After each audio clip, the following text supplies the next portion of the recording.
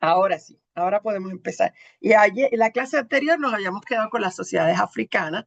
Y bueno, hay muchas de estas cosas que se podría profundizar muchísimo más, pero pues no tengo tanto tiempo. El curso es como así, pedacitos de cosas, que es como lo puedo manejar, porque si no, nunca vamos a acabar con los temas. Pero después capaz que me invento un curso más en detenido, más deteniéndonos más en alguna de estas sociedades, pero por ahora vamos a hacer lo que le dicen acá un survey, que es un toque de todo, poquito de todo. Y vamos a empezar con las sociedades africanas y les recuerdo que estamos viendo las sociedades cuando eran tempranas, sociedades tempranas con un grado de complejidad limitado. Después vamos a volver a visitar todos estos mismos lugares para ver las sociedades que se organizaron al nivel lo que llamamos clásicas, las sociedades antiguas clásicas, que son las que estamos más familiarizados, que van desde el año 500 antes de la era común hasta el año 500 de nuestro tiempo. Y esas son las que le vamos a dedicar más tiempo después. Pero estamos viendo ahora las que van desde el 3500 antes de la era común hasta el 500 antes de la era común. Y en términos de la sociedad africana, pues por supuesto tenemos que hablar de la más importante de todas, pero quería ubicarlos un poco en el lugar. El desierto del Sahara es fundamental y por eso siempre hablo un poco del desierto al principio, porque este desierto va a hacer que África, que es un continente muy grande, va a tener se va a dividir literalmente, ¿verdad?, en dos Áfricas. La África que tiene contacto con el Mediterráneo, la que va a tener más contacto con el Mediterráneo y con el mundo occidental, y la subsahariana. Entonces, este desierto, cuando estamos hablando de entre 5.000 y 11.000 años atrás, ese desierto no existía. Eso es una foto satelital de cómo se debía haber visto, como de esas que hacen mirando para atrás con eso, era la tecnología fabulosa. Era todo verde, todo era verde. Lo que los científicos entienden que ocurrió es que la órbita de la Tierra cambió y eso provocó que esa zona que hoy llamamos el Sahara, se empezará a no tener lluvia suficiente hasta terminar en convertirse en el desierto más grande que tenemos en el mundo. Lo cual es un poco loco porque está, como ven ahí, ¿verdad? Tiene dos grandes lagos, uno arriba y uno más abajito, que es el lago Chad y el lago Congo, pero esa zona, esa franja completa, recibió más sol debido a ese cambio en la órbita de la Tierra y quedó lo que se llama hoy el Sahel, que es esa zona, el Sahara y los subsaharianos. El Sahara, pues, es una tierra inhóspita, como sabemos, ¿verdad? Y hay unos grupos que aprendieron a sobrevivir ahí, como los grupos de los beduinos, pero no vamos a ver ahí una civilización grande porque la supervivencia acapara toda la energía de las personas que viven en esa zona del desierto, ¿no? En moverse constantemente, el buscar fuentes de agua, el hacer lo que ellos hacen, que es básicamente comercio entre una África y la otra, pues es una vida muy fuerte, muy inhóspita. El África subsahariana queda aislada, ¿verdad? Físicamente por este desierto y porque también en la parte subsahariana los puertos no eran naturalmente buenos para la navegación y además los ríos tienen cataratas que hacen la navegación difícil. O sea, esta zona va a quedar bastante aislada y por eso es que hasta el día de hoy hay un retraso comparado con otras zonas del mundo en términos del nivel de sofisticación de las instituciones físicas, diríamos, de la civilización, que es una palabra que no me gusta usar mucho porque la civilización mide muchas cosas más, pero Perdón, es una... Ajá, Giga, dime. me perdí en la foto que está hermosa y ahora Ajá. la saqué, pero la parte verde se suponía que era el Sahara Ajá, el Sahara es y, acá y este es y el vos Sahel. pasaste, y pasaste de ahí, claro, y Uh-huh. pasaste de ahí a A la arena, al Sub-Sahara. desierto. Sí, bueno, porque sí, bueno, nada, porque soy medio Pero así. no, pero quiero entenderlo, Ok, no lo no, lo entiendo. que la gente, lo que yo les quiero decir es que en ese alrededor de ese desierto no vamos a encontrar una gran civilización Primero porque las grandes civilizaciones, para crecer, necesitan fuentes de agua mucho más confiables y más seguras para que la gente se establezca, ¿verdad? Para que las civilizaciones se vuelvan más sofisticadas, no pueden estar en movimiento constante. Los que viven en el desierto, como son los beduinos, viven en constante movimiento, son nómadas del desierto, y ahí no vamos a ver una civilización del nivel de las otras que sí se van a poder desarrollar arriba, antes del Sahara, ¿verdad? En la África que tiene costas hacia ya sea el Atlántico o hacia el mar Mediterráneo, no vamos El a ver. Magreb. Exacto, exacto. Eso es otro mundo distinto, es como otra África. Todo lo que, de hecho, a mucha gente que le cuesta creer que Marruecos es África o que Egipto es África, porque las perciben como unos lugares muy distintos a la África subsahariana, que es lo que les quería decir, ¿no? Ese aislamiento es cultural, es un aislamiento en todos los sentidos, ¿no? Y por eso sigue siendo, se queda retrasada esta región y sigue siendo al día de hoy la región más pobre del mundo. Tiene muy rica en recursos, pero muy pobre en términos de las economías de la zona y de las sociedades que se desarrollan al día de hoy ahí. Ahí les quería mostrar para ello esta estadística que es del Banco Mundial. Estos números son del Banco Mundial con una proyección al 2030 en términos de los millones de personas pobres en distintas regiones del mundo. Y la que tiene la mayor, la parte de arriba, esa que ven en este azul arriba, que se espera que siga siendo por mucho más tiempo la parte más pobre del mundo, es el África subsahariana, seguida de la amarilla, que es Surasia, Asia del Sur, ¿no? Es Sudasia, y seguida de la parte azul, que es Asia Oriental, el Asia Oriental y el Pacífico. Así que ahí está Latinoamérica y el Caribe, es la que le sigue, pero ven, es mucho menor. Es la línea naranjadita esta que todavía se ve. Las otras ni se ven, las otras líneas ni se ven. Entonces, esa África subsahariana la vamos a ver aparte pronto, pero la parte de arriba, que es donde se desarrolla la sociedad africana más avanzada que va a haber hasta el tiempo clásico también, es aquí, es alrededor de un río, como todas ellas, las que estamos estudiando. Siempre hay un río, ahí es que va a desarrollarse. Y este río en esta ocasión es el río más largo del mundo, el río Nilo. Este río es muy loco porque casi siempre en los mapas, los ríos, cuando vemos el mapa, nacen en el norte y bajan hacia el sur. Este río va hacia el norte, comienza acá en el lago Victoria que ven acá abajo y se va bajando en una serie de cataratas que son 6 cataratas. Y es en la última catarata o la primera catarata, depende de cómo uno lo mire, ahí es donde en esa área y hacia progresivamente hacia el Mediterráneo, donde se va a desarrollar la sociedad egipcia primitiva, que es la que estamos viendo ahora. Entonces, esto es interesante porque esta región, este río Nilo, tiene una particularidad que la va a tener hasta el año 65, cuando por fin el gobierno de Egipto decidió hacer una represa para controlar las inundaciones anuales que ocurrían en el río Nilo.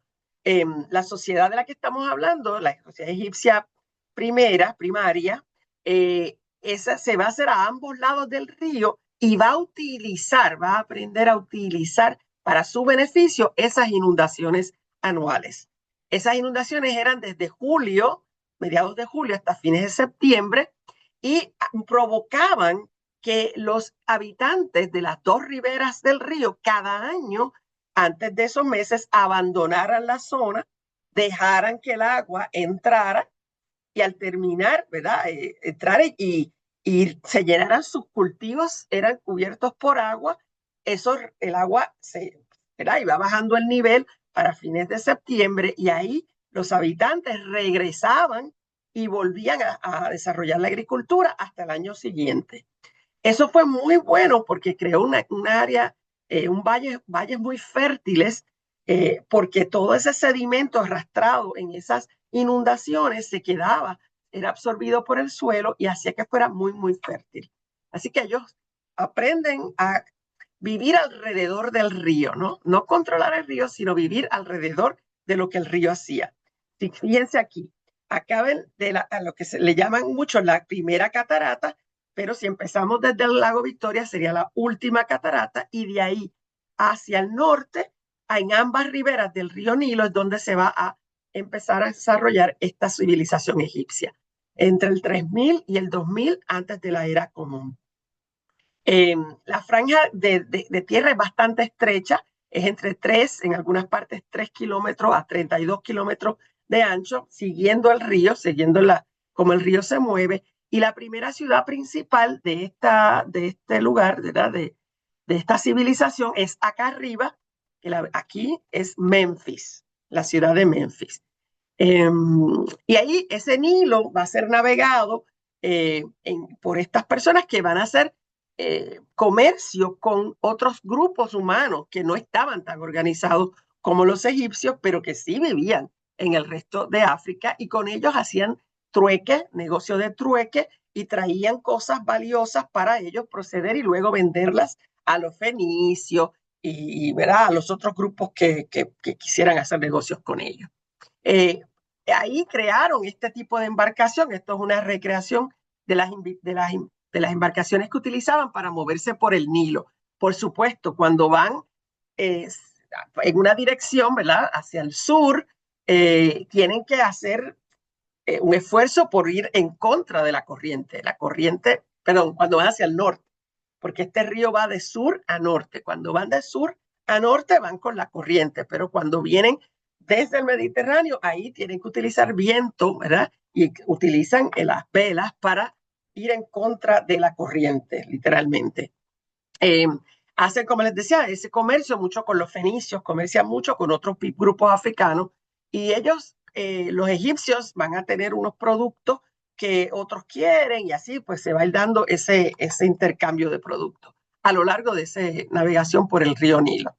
Esta sociedad es gobernada por los faraones y las reinas. Muchos les llaman las faraonas, aunque en realidad se les llaman más propiamente las reinas. Que hubo mujeres que sí fueron gobernantes, aunque generalmente fueron mujeres que eran regentes, que gobernaban mientras sus hijos tenían la edad apropiada para poder gobernar ellos mismos. O sea, que casi siempre eran mujeres viudas que asumían el poder en lo que sus hijos podían tener el poder.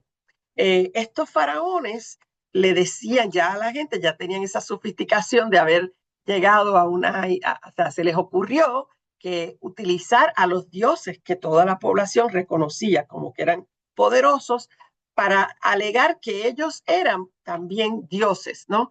Que eran dioses que estaban en forma humana, que estaban encarnados, ¿no? Una historia que luego vamos a ver otra vez en la Biblia, ¿verdad? En la historia de Jesús, que es un Dios pero encarnado. Pues de la misma manera los faraones reclaman ser dioses encarnados, por lo menos al principio. Después va a haber otras explicaciones de su poder. Ellos, ¿cómo ellos se distinguen de los otros? Bueno, el faraón y sus familiares pues son elite, son lo más elite de la elite. Visten de una manera, ¿verdad? Tienen acceso a unos adornos que el resto de la población no va a tener, pero lo más significativo que los distingue es que como su muerte no es igual que la de las otras personas, estos faraones y sus familiares más cercanos serán enterrados en tumbas especiales que fueron al principio las pirámides y que luego van a ser no piramidales. Vamos a ver cómo se ven las no piramidales, pero sí hubo estas que fueron las pirámides.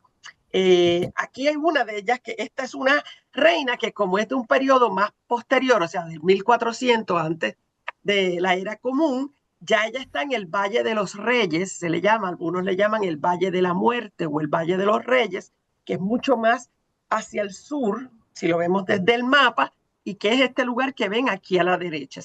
Ahí las tumbas parecen salidas de las rocas mismas alrededor, y no son piramidales. Y hay varias tumbas que están ahí en ese Valle de los Reyes.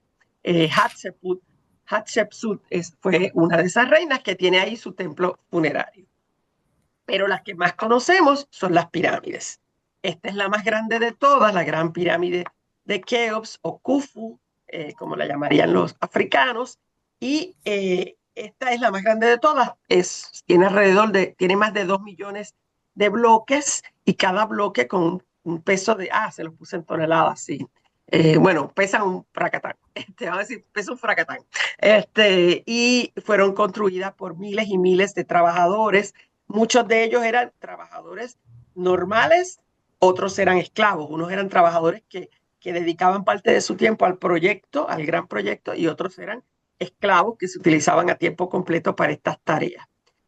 Los faraones, lo usual es que construían sus pirámides en vida, ¿verdad? Ellos ya daban las órdenes y la estructura y cómo iba a ser todo, y lo iban supervisando, y bueno, si morían antes, pues había que acabarla ¿verdad? Después de la muerte, pero ya el diseño y lo que ellos querían que hubiera en esa pirámide quedaba determinado antes. No me acuerdo bueno, sí, esto ya sé lo que. Este es un videíto que creo que está en inglés, pero igual, habla por sí mismo, lo van a poder ver y si acaso yo les aclaro.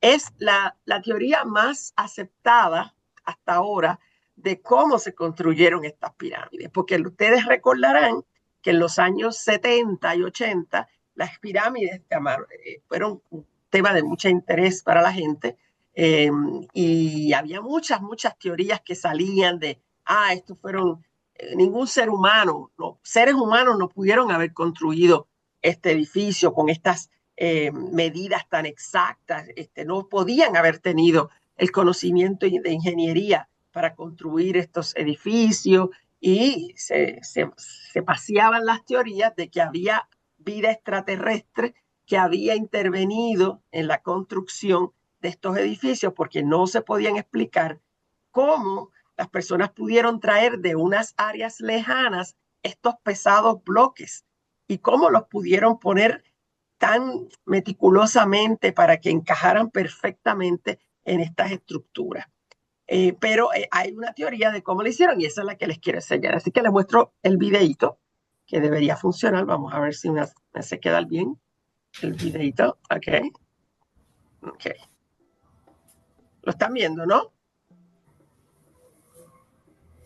¿Están viendo el No, video? No. no.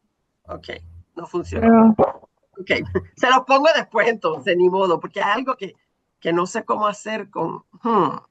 Ok, porque se supone que yo estoy compartiendo pantalla. Ustedes deberían poder ver la pantalla, pero bueno, no la ven. Se lo paso Sí, después. la vemos. Ahora sí, pero no ven el video que estaba mostrando, ¿verdad? Ah, No, ok, bueno. Van a ver el video, yo se lo pongo al final. El video es de cómo ellos utilizaban agua, ¿verdad?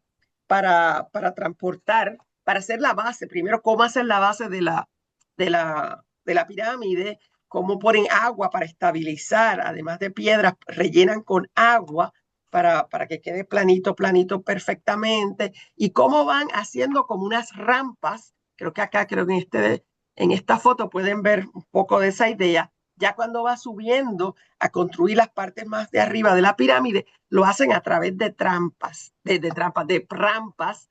Y en las rampas, aquí no lo ven, pero en la otra, en el video ven que tiene unos cangilones que van cayendo según se va moviendo las piedras estas pesadas, y ayudan a que un grupo de hombres puedan empujar y alar, mejor dicho, alar unos y empujar los que van atrás esas pesadas piedras. Es un trabajo monumental, por supuesto, pero era una cosa muy especial porque era la tumba de alguien que ellos de verdad pensaban que era una divinidad, que iba a volver en otra vida futura, iba a tenía que tener todas estas comodidades para la vida futura. Estas pirámides tienen una serie de habitaciones, ¿verdad? Cámaras, les llaman, adentro con diferentes objetos que tenían el propósito de hacer una vida más placentera para ese faraón una vez que muriese. Eh, Así que este tipo de cosas, estas son las de Giza que ven aquí. Estas pirámides varían en tamaño porque si no es el faraón, sino un miembro de su familia, pues podía tener una tumba aledaña, pero más pequeña, ¿ok? Y se guardaban en ella objetos para la vida de esa persona, hasta juegos de mesa, ¿ok?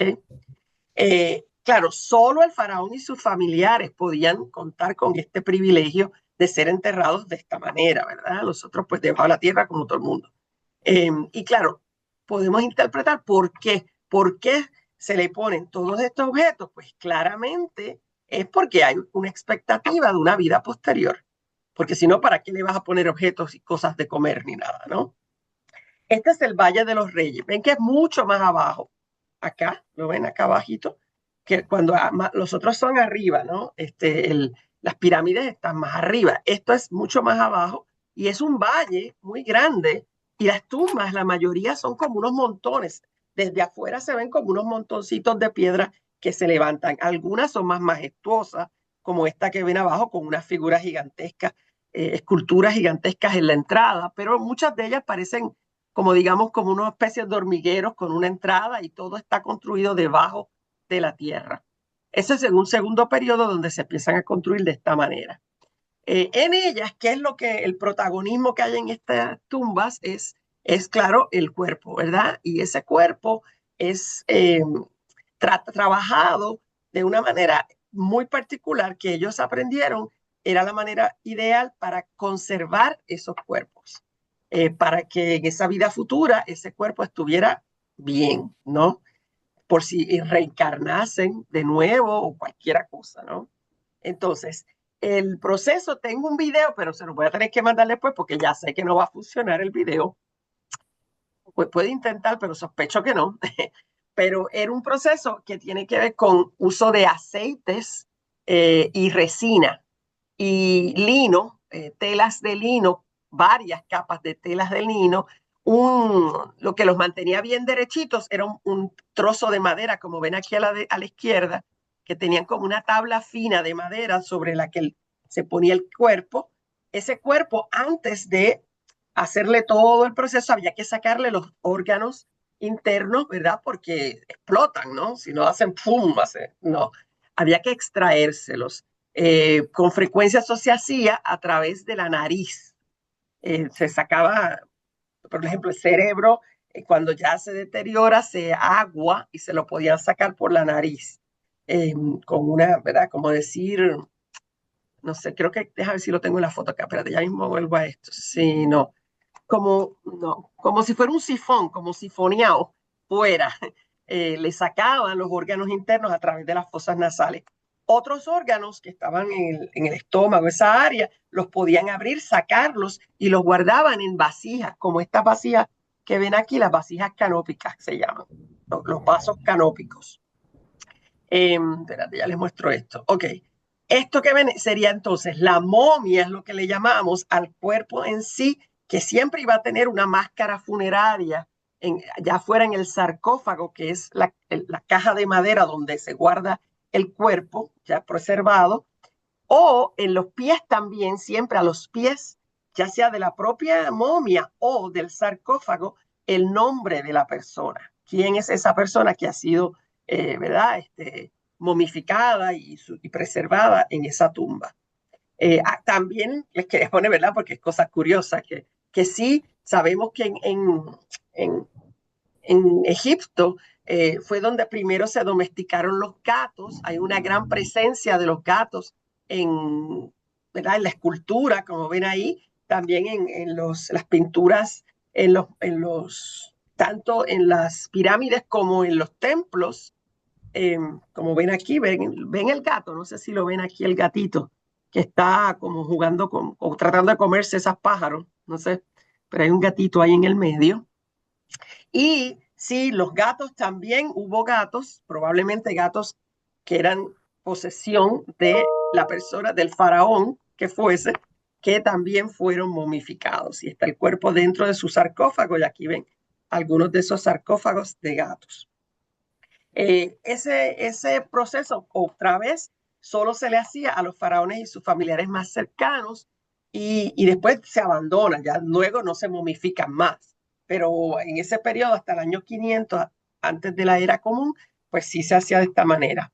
También era frecuente poner junto con el cuerpo un libro que se llamaba el Libro de los Muertos, que era como un libro que daba unos mensajes y hechizos que para que esa persona curada de muerte, cuando entrase al mundo de los muertos, en lo que volvía a renacer, pues tuviese estos hechizos que le protegerían en ese proceso post-muerte.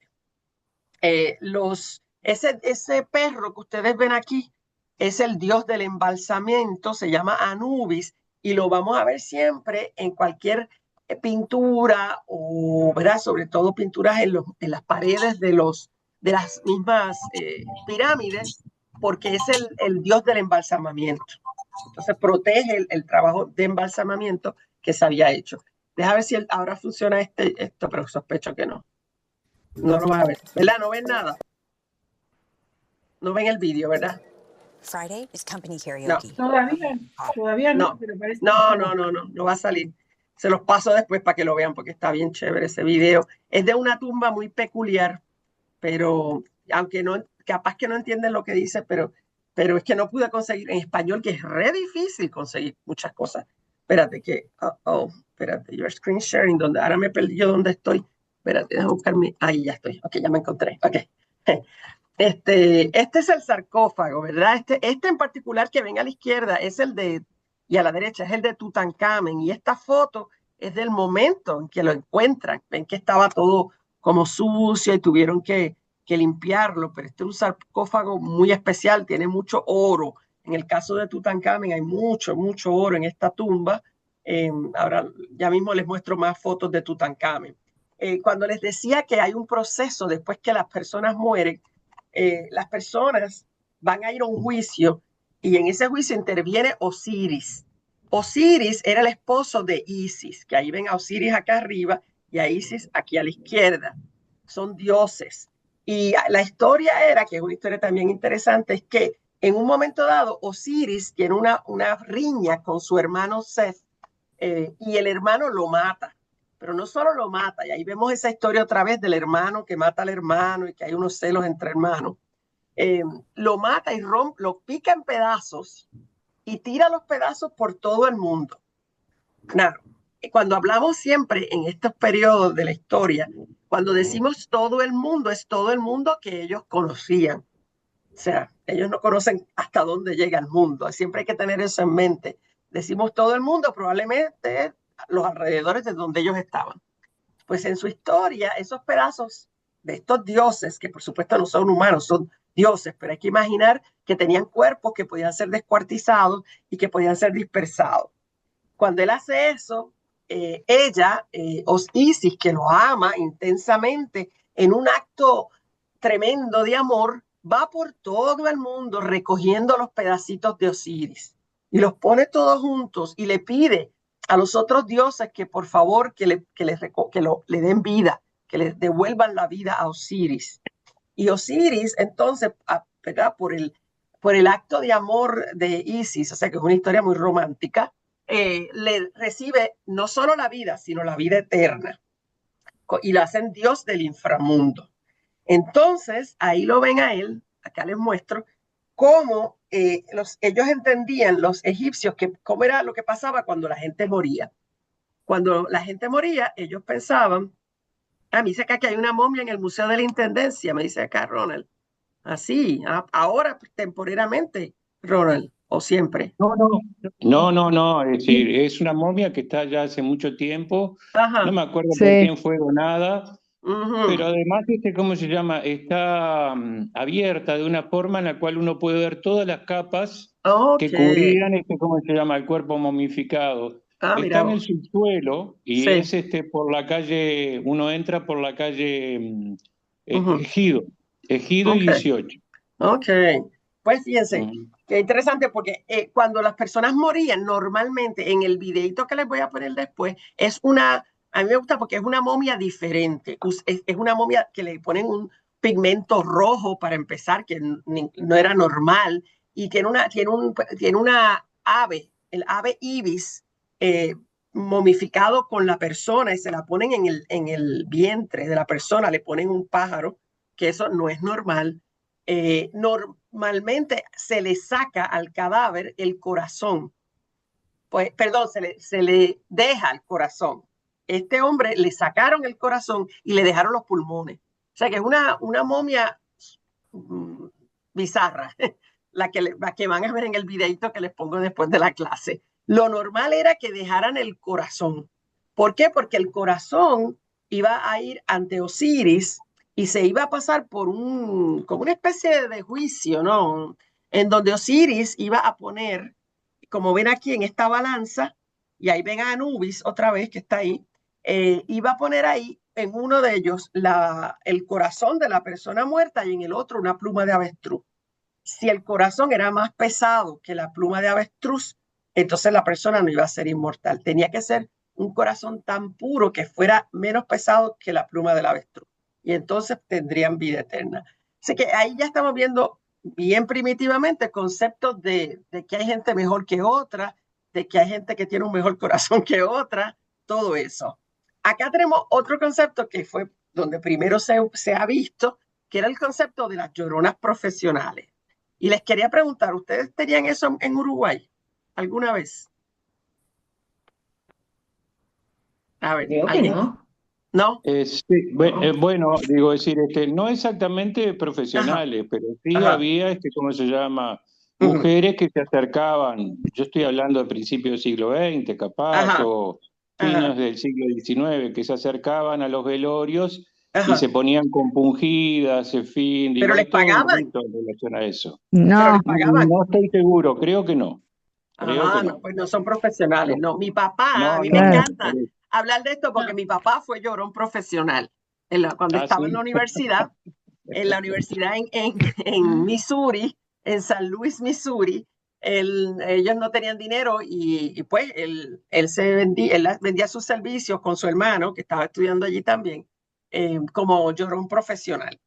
Entonces, claro, no lloraban mucho como las mujeres, pero se sentaban, decía él, muy circunspectos y se sentaban ahí como si conocieran al difunto y, ¿verdad? Y, ¿verdad? O sea, ponían caras circunspectas ahí de que estaban apenados por la muerte de estas personas y le daban unos cuantos dólares por eso. Claro, eso se hacía cuando, sobre todo en las comunidades de los inmigrantes, porque la familia no estaba, entonces iba a quedar bien, diríamos en Puerto Rico, bien soso, bien desabrido el velorio, si no había deudos presentes, ¿no?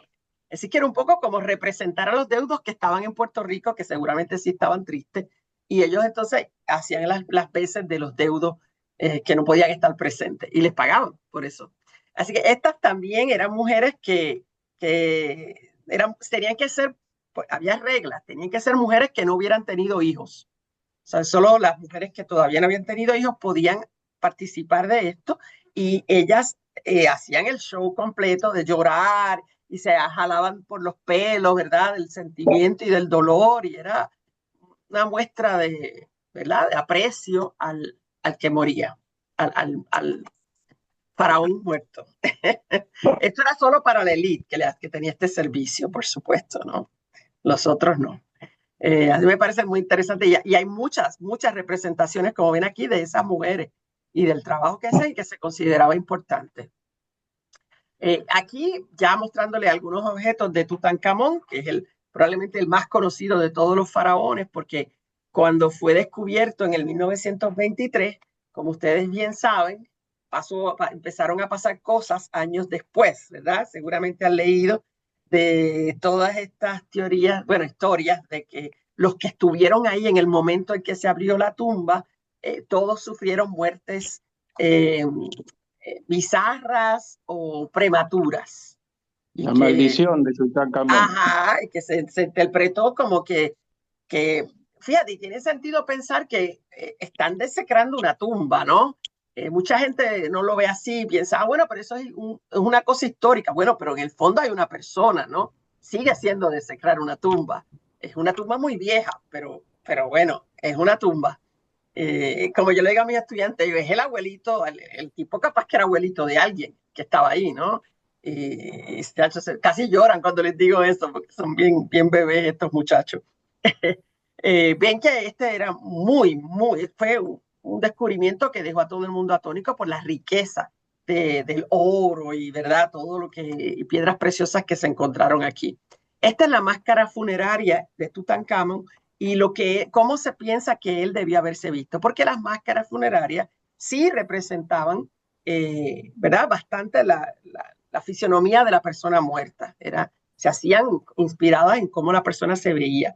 Y ven que era un hombre joven, se sabe que era un muchacho joven, y todavía hay muchas teorías de por qué murió. Se encontró que tenía una infección en un diente y se dice que eso pudo haberlo matado, pero yo no sé, eso ahí tendría que decirme Mónica si eso es posible, que uno se pueda morir de eso, no sé. Pero es una de las teorías de que fue un tema dental que no fue tratado apropiadamente y que de eso puede ser pudo una haber. septicemia, puede ser una Claro. generalización. Claro. ¿No? Esa es una Punto teoría. de partida del diente. Sí. Ahí lo ven a él. A eso es, cuéntame. Todo depende.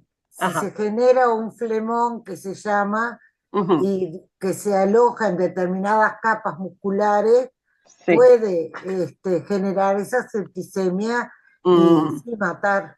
Pero claro, en otras épocas, otros mundos, y sin antibióticos.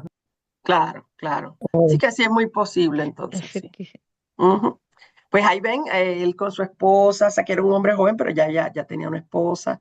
Hay muchas cosas hermosas. Este es un hacha ceremonial que estaba en la tumba también. Y ahí pueden ver la escritura, esta escritura que era la que se utilizaba solamente en los templos, en las pirámides y en los objetos significativos, como esta hacha ceremonial. Y esa escritura que ustedes bien saben porque la han estudiado, que se llama los jeroglifos.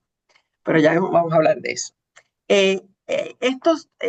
Yo siempre me gusta, ¿verdad?, pensar en estas cosas y a mis estudiantes se las planteo, ¿verdad? Ese busto de Nefertiti, esa tumba de Tutankamón, la piedra de Rosetta se encuentran en el Museo Británico y la razón es pues porque fueron los británicos los que invirtieron en la expedición arqueológica, ¿verdad?, que los encuentra. Eso pues es objeto de mucha discusión y controversia, puesto que muchas personas dicen, bueno, habrán ellos pagado por encontrar el objeto, pero el objeto tiene un lugar de pertenencia, tiene un lugar donde tiene lógica y sentido, que es Egipto, ¿no? Y que eso debería estar en Egipto, porque en el Museo Británico no tiene contexto. Yo diría que tiene contexto, lo que pasa es que tiene contexto imperial, es el contexto imperial el que tiene. Pero muchos piensan que esos objetos tendrían que estar en Egipto, ¿no?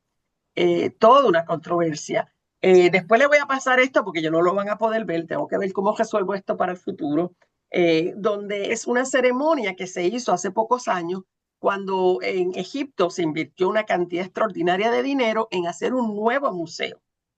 Donde las momias reales que tenían ahí, como la de Ramsés II, por ejemplo, creo que es el más famoso de las que ellos tenían, todavía, que se quedaron allá en Egipto, las mudaron del museo antiguo al nuevo museo.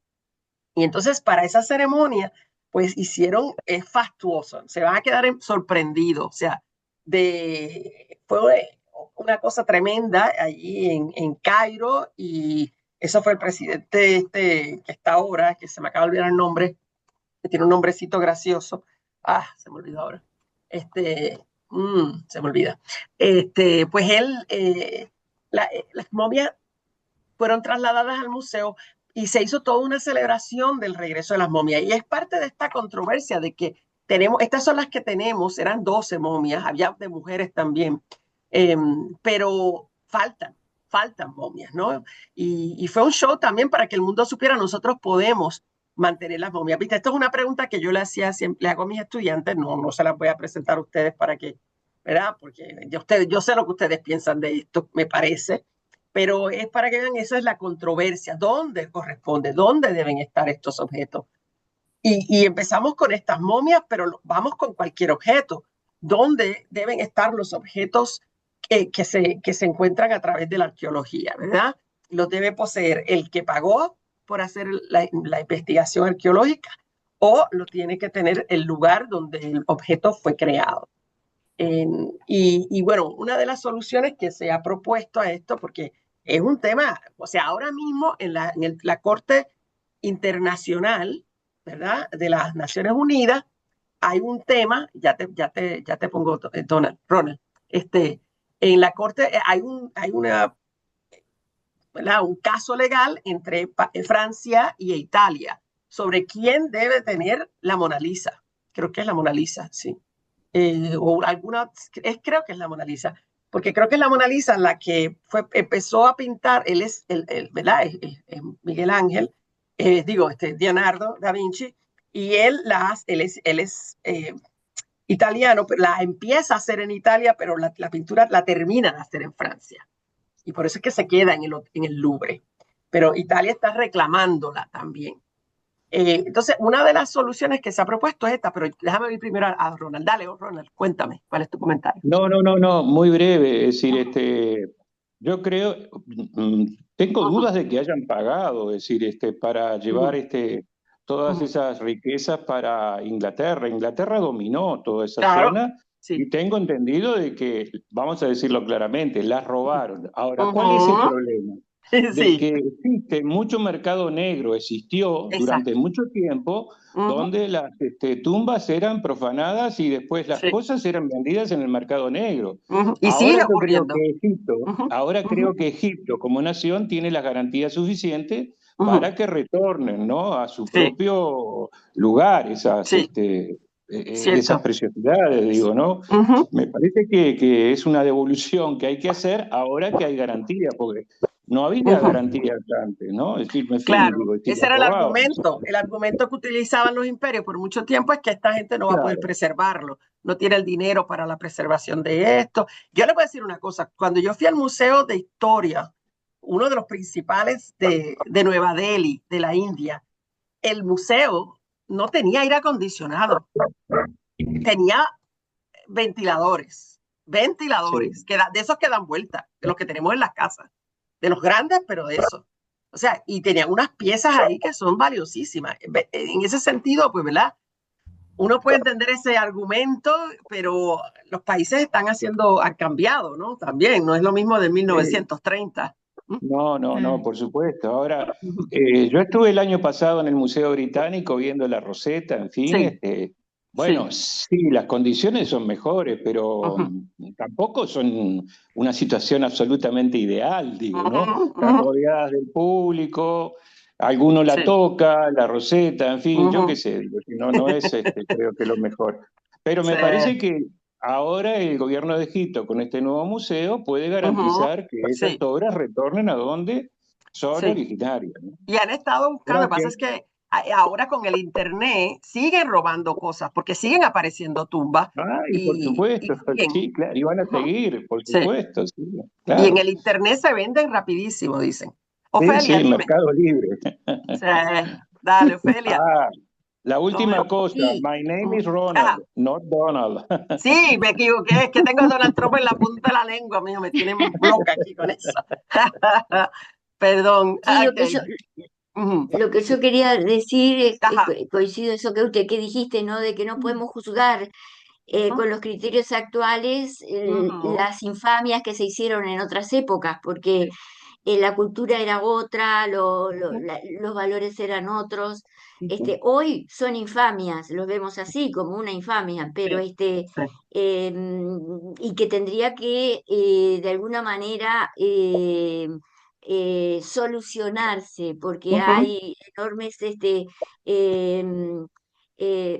piezas patrimoniales que parece el sentido común de lógica que estén en aquel lugar en donde fueron encontradas, ¿no? Y otra cosa más, también hay situaciones que son concretas. Por ejemplo, en Madrid está el templo hay un templo allí que fue trasladado a raíz de una represa que se hizo en Egipto. Y acordaron, porque si no, la represa tapaba el templo.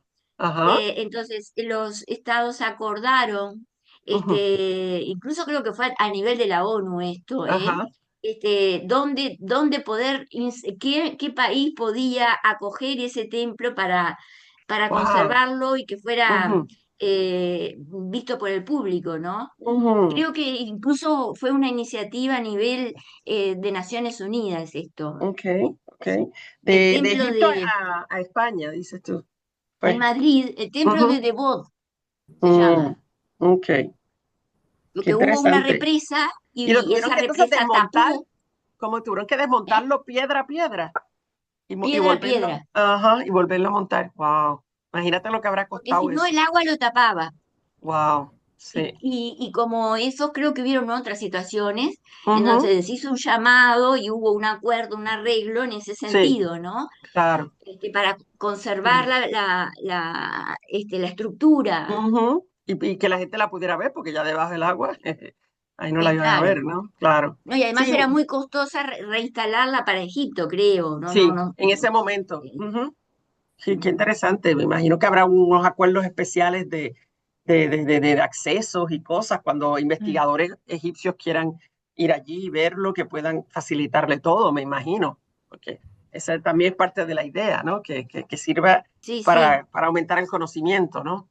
Por eso, una de las soluciones que se ha propuesto, que era lo que les quería comentar, es que se hagan copias exactas. ¿Verdad? Yo misma vi una copia de, ¿qué fue lo que yo vi la copia? Fue del código, creo que fue del código de Hammurabi, o no me acuerdo, estaba en la Universidad de Harvard, en el Museo Hebreo de la Universidad de Harvard, hay una de estas piezas que no es la verdadera, es exactamente el mismo tamaño, exactamente, luce exactamente igual, pero no es una copia. Y hay eso tiene sus pros y sus contras, ¿no? Por ejemplo, mucha gente dice que lo engañaron, ¿no? Se siente como que, pero esta no es, ¿viste? Esta no es, ¿no? Otra es que, más común, es que dicen que se pierde el aura, que es el que construyó, el que hizo, el que es ese objeto, el que lo habitó, el que leyó este libro, lo que sea que el objeto sea, al tocarlo le transmitió una energía que una copia no va a tener. Eso es uno de los argumentos que se utilizan, sí.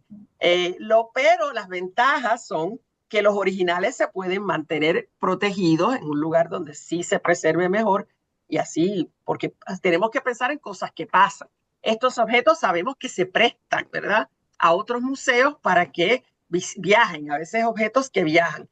Claro, el país que los recibe como préstamo tiene que pagar tremendo seguro por si acaso pasase algo en el transporte de estos objetos.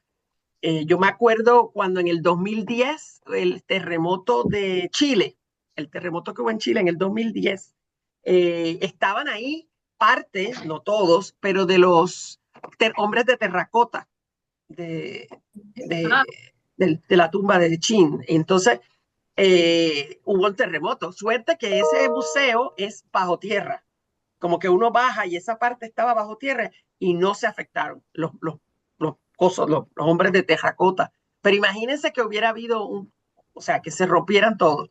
Entonces, claro, los originales podrían entonces quedarse en un lugar más seguro y que paseen con las copias, ¿no?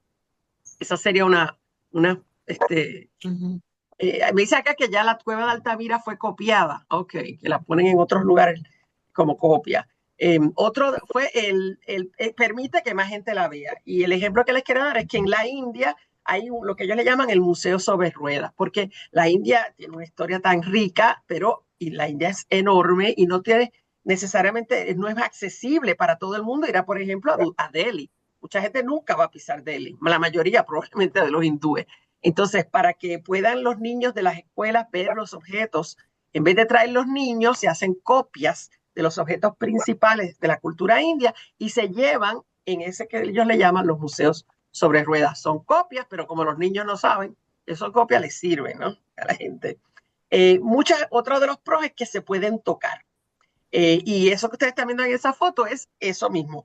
Esa escultura, normalmente, si la ponemos en un cristal para protegerla, la gente no la puede tocar y las personas que no pueden ver no tienen la menor idea de lo que es el objeto. No pueden relacionarse con el objeto. Mientras que si está una copia que ellos puedan tocar, una copia exacta, pues pueden tener una idea de los objetos, ¿verdad? Es una manera de hacer lo posible para las personas que tienen discapacidad visual. Otro tema es que también si es una copia, también se puede crear una especie de modelo 3D alrededor de ellas para reconstruir el lugar donde estaban, porque no es lo mismo ver el sarcófago de Tutankamón que ver el sarcófago en una cámara hecha con 3D, que da la sensación de que uno está entrando en la cámara donde lo encontraron, ¿no? Que eso podría ser más fácil hacerlo si fueran copias, ¿verdad? Porque las medidas de seguridad son distintas. Eso de que aceptemos copias podría ser una solución, pero el gran problema no se acaba, porque la pregunta es, ¿y a quién le toca la copia?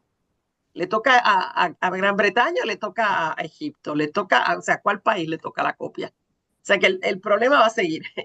Y el tema es que estos objetos atraen público, ¿no? Que ayudan en el turismo, son una fuente de ingresos para los países y esa es parte del reclamo que hacen los países originarios, ¿no? Ellos necesitan y deberían ellos ser quienes obtengan beneficio de esos objetos que todo el mundo quiere ver, ¿no? Así que es un tema que sigue siendo, es un tema de postcolonialismo que seguimos manejando, de quién le toca qué. Entonces, ahí ven a lo que les decía, las pirámides adentro, en las cámaras, tienen pinturas, pero además tienen palabras, ¿no? Que son lo que llamamos los jeroglíficos, ¿no? Esos jeroglíficos son muy antiguos y son pictográficos, porque como pueden ver en la de la derecha, que ahí lo ven de un muro, podemos identificar algunos como una persona sentada, que la vemos aquí, podemos ver este pájaro, que probablemente sea un ibis de esos. Son representaciones pictográficas, aunque no todas, algunos son símbolos de sonido. Y esos sonidos pues se juntan con los pictogramas para dar sentido.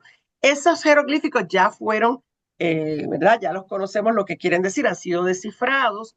Esa era la escritura que ven a la izquierda. Ven, hay halcones, ven leones, ven distintos, ¿verdad? Como vacas, como una especie de vaca o una especie de carnero acá, identificables. Pero lo que ven a la derecha es muy distinto. Como todas estas escrituras, casi siempre son al principio pictográficas o ideográficas, que vamos a ver luego, y luego se van haciendo más enigmáticas para el que no conoce, ¿verdad? No se pueden identificar a menos que uno conozca lo que significa cada símbolo. Eso es muy común porque las élites se asumen para ellos solamente ese conocimiento de lo que significan los símbolos. Este que vemos a la derecha se llama el hierático y se ha perdido mucho de él, puesto que no estaba en los templos, no estaba en las paredes, no está en las hachas, estaba en papiro, que es un material vegetal, ¿no? El papiro es una especie de papel que se hacía con junco, a base de los juncos que estaban en las riberas del río, en los lados del río Nilo. Entonces, al ser vegetal, se desintegra con el tiempo. Algunos se ha preservado, pero mucho de lo más antiguo ya no está. Otra cosa interesante es que esas inundaciones anuales del río Nilo provocan que cada vez que termina en la inundación hay que volver a dividir los campos para asignarle a cada quien lo que cada quien va a trabajar, ¿verdad? La agricultura, el pedazo de terreno agrícola que le corresponde a cada uno trabajar. Entonces, cada año al hacer esto van desarrollando mejores estrategias para dividir el terreno más fácilmente y así es como crean la geometría, lo básico de la geometría, que es lo que están viendo, ¿verdad? Acá, pero les voy a mostrar que también lo van a usar, por supuesto, para las pirámides, para construir las pirámides.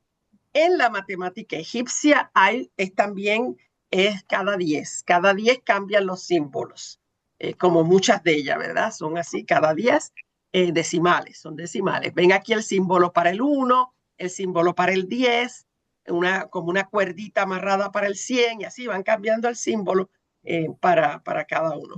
En la primera dice línea, lo que dicen el primero es línea, el segundo es como una línea curva, la cuerda es el 100, el 1000 le llaman la flor, el de 10.000 le llaman el dedo, que es como un dedo dobladito, el del 100.000 es un renacuajo, es lo que dice aquí, y el del millón es un dios. Esa es la representación de un dios. Acá abajo ven algo interesante también, como ellos manejaban geometría y todo eso, también empiezan a expresar matemáticamente las fracciones. Para advertir que se estaba tratando de una fracción, utilizan un símbolo que le llaman, los que lo descifraron, la boca, que es esto que ven acá arriba, que yo no sé, a mí no me parece muy boca, pero bueno, ellos le llaman la boca. Cuando ese signo está con algún número, indica que es una cifra, que es una fracción. Por ejemplo, el primero es 1/3, el segundo es 1/5, así como ven, 1/6, 1/10, una de 100, una centena, no sé cómo se dice. Todo esto es muy interesante porque estamos viendo unos inicios de una matemática más compleja, ¿verdad? Como lo son las fracciones, representar esas fracciones. Este es el papiro, es el documento matemático más antiguo que se ha encontrado, es un papiro, es más reciente, del 1550, antes de la era común, es muy famoso, se llama el papiro de Rind, es todo un pergamino enrollado, y en él hay 84 distintos problemas matemáticos, lo que hace pensar que se utilizaba para enseñar matemática, porque hay problemas para hacer respuestas, de los que se pide respuesta. Por ejemplo, algunos son en los que hay que calcular la pendiente de una pirámide, el área del círculo, el área de un triángulo. O sea, es como un libro de geometría, como para estudiantes. Y acá les cuento uno de los problemas que está, se los traduzco, ¿ok? En 7 casas hay 7 gatos. Cada gato caza 7 ratones. Si cada ratón se come 7 mazorcas de maíz y cada mazorca, si se sembrara, produjera 7 galones de grano, ¿cuántas cosas se mencionan en total? Entonces hay matemática más sencilla como esta, pero también está la matemática de geometría. Y ahí lo ven cómo se ve que hay varios triángulos y cuestiones de esas por ahí. Así que eso ya eso está, sabemos lo que dice, este es en hierático y bueno, se preservó. También utilizaban la matemática para la astronomía, ¿verdad? Todos estos pueblos tienen un gran interés por entender los fenómenos que ven en el cielo, así que la astronomía es parte de ello. Pronto se van a dar cuenta, ¿verdad? Según la estudian, que hay una relación entre lo que está pasando en ese cielo que ellos ven y la agricultura. Entonces se vuelve incluso más importante tratar de predecir eventos que puedan afectar las cosechas, ¿no? Y acá, pues cerrando con esto, siempre me gusta mostrarle la diversión. ¿Qué creen ahí que está pasando? ¿Qué ven ustedes ahí en esas representaciones en muros, de muros? Una fiesta, festejo. Sí, baile, ¿vieron el baile? Acá estas 2 chicas acá a la derecha no está haciendo nada más que bailar. Evidentemente en el último de abajo a la derecha. Ahí vemos qué instrumentos ven. Una cítara. Como una especie guitarra. de cítara, algo parecido, ¿sí? ¿Qué más? Son de cuerda, no Ajá. Un laúd. Sería un tambor, por decirlo. Hay de cuerda, arpa. Como un arpa. Arpas. Sí. Y ven esta que está acá a la derecha, la última de estas 4 mujeres que están ahí. Sí. ¿Qué tiene una ella? liga, un laúd. ¿Verdad? Es como una flauta o algo así, pareciera, ¿no? ¿Y las de la derecha, arriba a la derecha? ¿Tienen qué? ¿Qué tienen en las manos? Las que se ven en blanco y negro. Como platillo. ¿Verdad? Platillo, sí. Como una especie de pandero o tambor. Algo, bueno, tambor o algo así. Se pandereta, pues sexy. También sabemos de ellos algo interesante. Son los primeros que tienen la industria vinícola. Los mesopotamios ya hacían vino, pero ellos desarrollan la industria vinícola y la vemos en los muros. ¿Ves? La representación que ven allá a la derecha arriba, ven desde que cosechan el cosecho de la uva, cómo lo van poniendo en ánforas. Ahí ven las ánforas también. El dibujo viene de izquierda a derecha, ¿ok? Lo van viendo de izquierda a derecha, el de arriba. Y lo ven recogiendo, poniéndolo en las ánforas y luego hay que pasar un proceso. En el de abajo, ven cuando están pisando las uvas, ¿ven? Están pisando las uvas para de luego entonces ponerlas ahí a que se fermenten, creo yo. Ellos el vino era fácil de ser una de las primeras cosas que descubren, porque el vino naturalmente, si se tritura la uva y esté ese jugo, si lo dejamos quieto, se fermenta solo. Es un proceso natural, ¿no? Y es interesante que en el Génesis, según el Génesis, las primeras vides las plantó Noé. Y él fue el que hizo el primer vino. Cuando se acabó el diluvio, él hace el primer vino. Pero bueno, sabemos que no fue eso, sí. Le debe haber quedado bastante aguado. Buen punto. Poco gusto tenía esa uva, me parece. Sí. Totalmente. Acá también. ¿Ah? ¿Qué tú dices? Que cuanto más llueve, las vides pierden gusto. Sí, claro. Es real. Y pierden el alcohol. Exacto. O sea, las vides rezan por un enero seco y febrero seco para que en ese último momento la maduración llegue al mejor. Ok. Mira, ustedes sí saben de vino, yo de eso no sé. Pero tampoco nos podemos poner a pensar mucho en esto porque tampoco creemos que no existió, ¿o sí? Ok. O sea, hay que dejar la historia ahí donde estaba. Esta gente también son los primeros que sabemos, porque lo vemos en la pintura. ¿Cómo se llamara? ¿Cómo tú dices? ¿Qué? Se llamara como se llamara, pero sí, alguien exacto. fue. Bueno, alguien, exacto, alguien. Maquillaje era muy común, incluso para los niños. A veces se ven niños maquillados con un fuerte maquillaje, sobre todo alrededor de los ojos. Esto se ve en esculturas y pinturas muy, muy antiguas. Se cree que antes, que eso es una cosa muy, muy antigua en estas partes del mundo, porque había ahí cosas que ellos utilizaron, ¿verdad? Para crear estos maquillajes, que no se ve tan frecuente en otras sociedades. Así que se pintaban en las mejillas, los labios, se pintaban en las uñas, usaban henna en las uñas, pero el que a mí me parece más loco e interesante es el col que se llama así todavía, aunque no es lo mismo, por suerte. Es ese polvo negro que utilizaban alrededor de los ojos y en las cejas, y que lo hacían con, entre otros productos, antimonio triturado, almendras quemadas, plomo, cobre oxidado, ocre y ceniza, entre otras cosas. O sea que yo no sé cómo no se quedaban ciegos todos después ponerse esas cosas todo el tiempo en los ojos. No, de pero verdad. morían jóvenes. También, sí, a lo mejor eso tiene que ver con su muerte. Porque le pones con antimonio desde niño, con plomo desde niño, sí. con... No, cobre oxidado. Ajá, sí. Así que sí. Bastante duraban. Sí. Y bueno, hablando de niños, pues qué ven ahí. Aquí hay algo diferente de lo que vimos en Mesopotamia. ¿Qué ven ahí? Juguetes. ¿Qué cosa que no vieron antes? Juegos. Una pelota. Niños jugando. Vemos pelotas, por primera vez algo como una especie de pelotas. Y la muñeca. Una muñeca. Como una especie de muñeco, ¿no? Aquí, como una especie de muñequito. Este es un animalito que le alaban el palito para que abriera la boquita y todo. O sea, que es animado, es un juguetito animado. Y esto no es un juguete. ¿Cómo te dices? Con ruedas. Y también la rueda. Y ruedas la habíamos visto en Mesopotamia, que eran animalitos con rueditas. Pero acá vemos este nuevo coso que es el animal que abre la boca. Y aquí esto no es un juego, pero es una representación de niños jugando y parecería ese juego de saltar por encima del otro, ¿verdad? Que todavía se juega, parecería ser ese tipo de jueguito. Así que eso lo vemos aquí en los juguetes que tenían estos niños.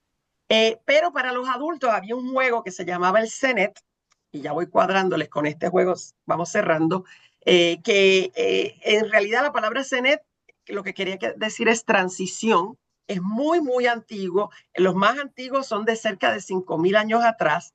Se piensa que se jugaba como el backgammon y que ahí ven en la izquierda, ven un muro, una representación de la reina Nefertiti jugando el Senet. Se cree que simbolizaba el viaje del alma al otro mundo. Para determinar las jugadas no había dados, porque los dados los inventan en la India y van a llegar mucho más tarde a esta parte del mundo, sino que se cree que se hacía lanzando unos palitos, y según cómo los palitos cayeran, así era que se hacían las jugadas. Viste que me encanta que tiene como una gavetita para guardar todas las piezas, me encanta, eso está genial.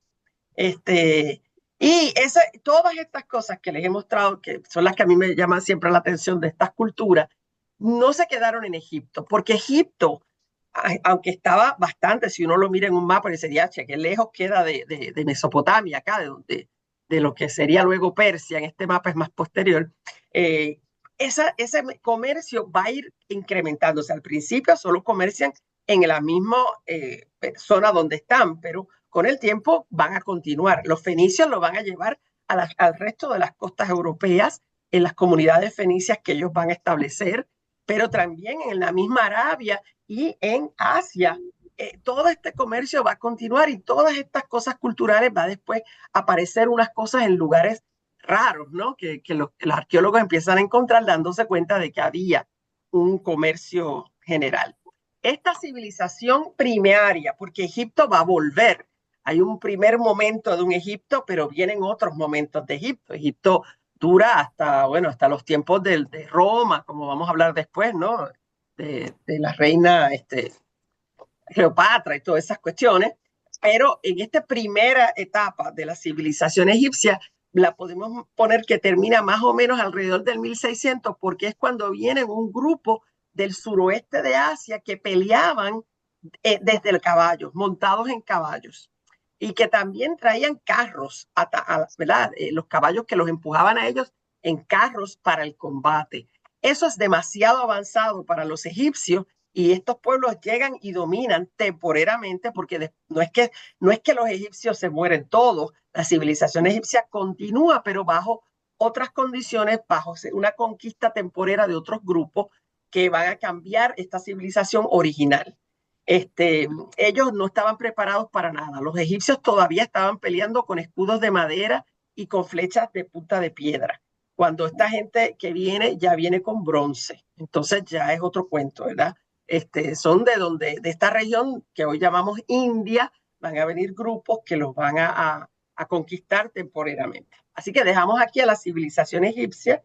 En la próxima clase vamos a hablar de los subsaharianos, de las que estaban abajo, de los subsaharianos que van un poquito más lentos. Dale, Ruth, cuéntanos. Sí, no, buenas tardes, que entré un poquito tarde hoy, entonces Dale, no saludé. No, quería me preguntaba, esas réplicas, esas copias, los materiales son otros, son materiales modernos, y la duración que irán a tener no se sabe tampoco, ¿no? Claro, es una imitación, por supuesto, pero se hacen que se ve exactamente y que tienen hasta el peso.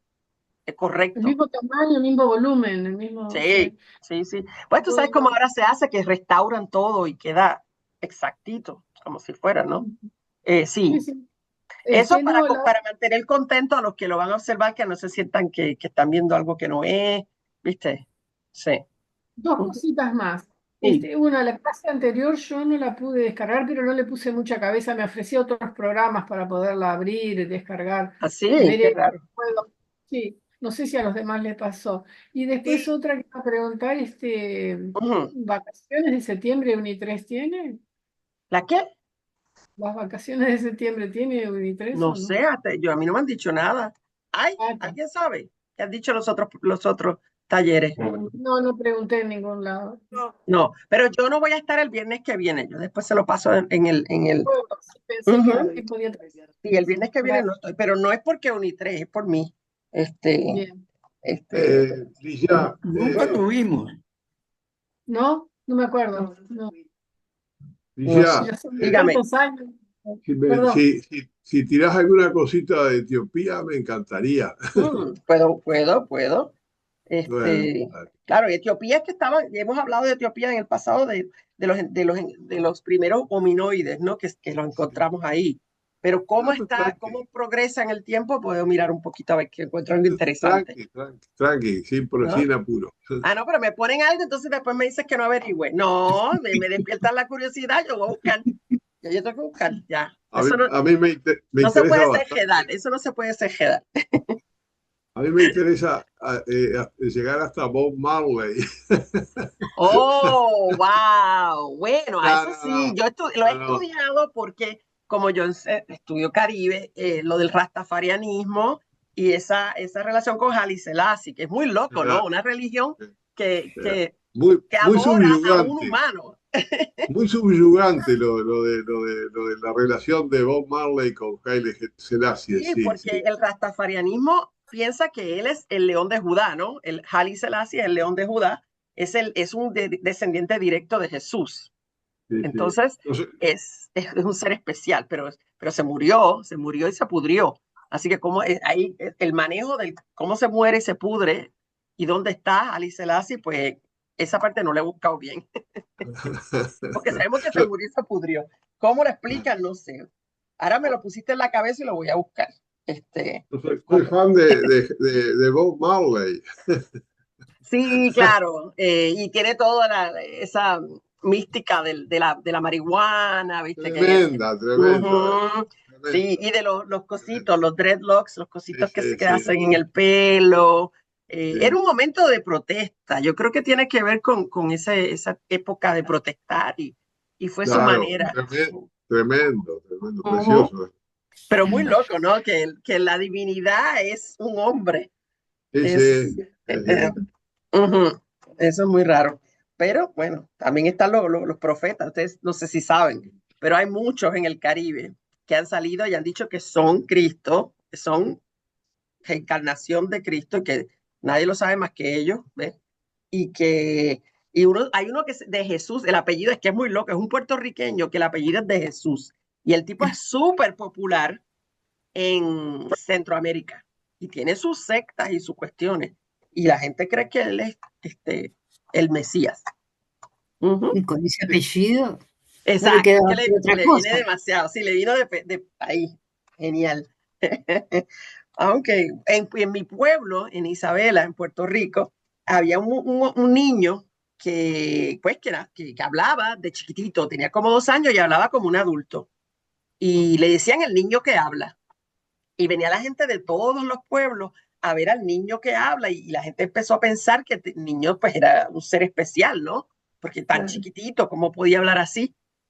Nada, el tipo es un tipo normal y se llama Juan Lisiaga y era amigo de mi papá y qué sé yo cuánto, yo lo conocí muy bien y él es muy gracioso porque él estudió psicología, ¿cómo se llama? Industrial. Él hizo un doctorado en psicología industrial y habla, digo, todos los boricuas hablamos mucho, pero habla, bueno, los uruguayos también, habla, y entonces él dice, yo era el niño que habla y ahora soy el viejo que no se calla.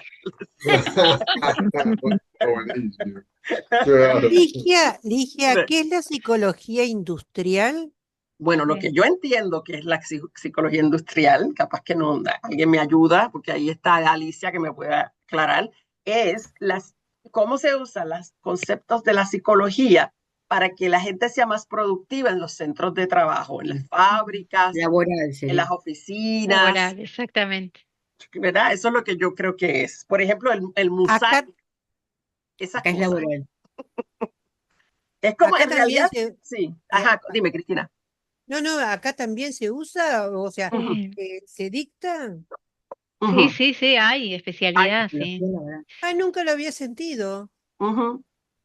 Sí. En oficinas públicas, en algunas hay. No, eso sí, pero no como psicología industrial que.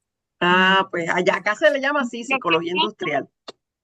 No, lo que pasa es que está la psicología del trabajo, que es una rama de la psicología, está la psicología organizacional, o sea, hay varias ramas que pueden abocarse al área de las empresas, ¿no?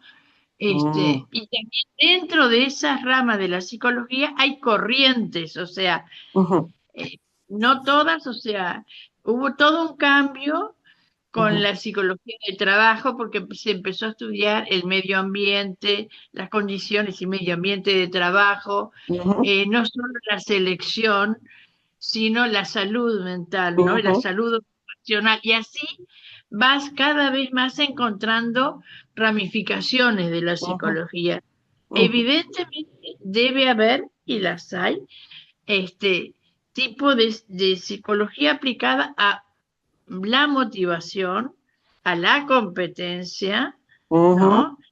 Y cómo en todas las especialidades pueden, entre comillas, tomar diferentes caminos que no sean quizás los más beneficiosos para el individuo y sí para las empresas. Sí. Pero éticamente no es lo que se busca.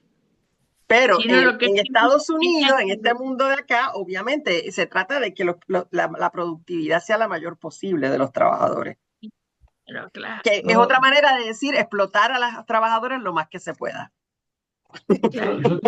Sin que se mueran, para que vengan mañana a trabajar otra vez, como yo le digo a mis estudiantes.